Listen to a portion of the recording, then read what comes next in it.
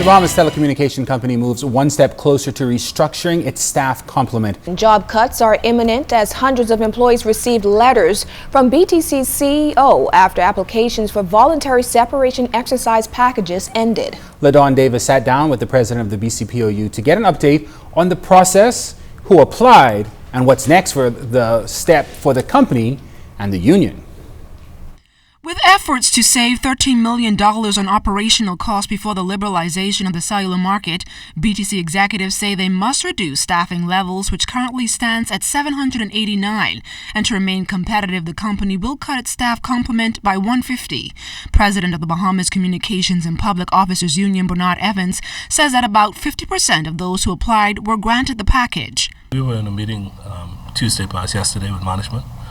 We were told that just under 100% applied for the visa that was offered, and of those 90, just under 100, I think 50% of them, of those persons were denied the visa.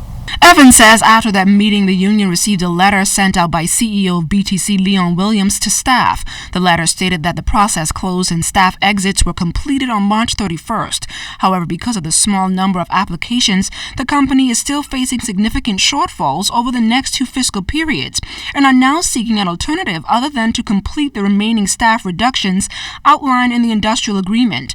Evans says he is disappointed that BTC executives are now opting to choose to randomly make employees redundant instead of accepting those who volunteered to withdraw their services after investing so many years at BTC. Based on the industrial agreement, consultation should take place between union and management first.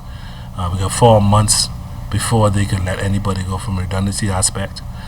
Certainly going into the Easter holidays, they could have waited until next week. Sit down with the unions, both unions, and discuss it. But having to have my members calling me from 5 o'clock this morning, asking questions that I had no answers. They're hearing all kind of rumors that there's a list floating around and all of this. So, I mean, I just thought very, very immature of management.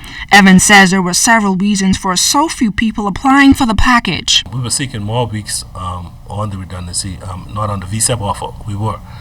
We thought that the medical component, medical insurance, was very, very important for us, given the empirical data that we have since 2011 and 2012 when people left. And so we learned from those deficiencies, and we thought now we have a second chance to really make good on those deficiencies where we find there were weaknesses and where we needed to focus more emphasis on for those persons the second time around. And we made those recommendations to management. Apparently they've had very, very, very little adjustment to it. Now, while the union has already filed a trade dispute, Evans says he plans on meeting with all 647 members on Thursday. LaDawn Davis, ZNS Network News.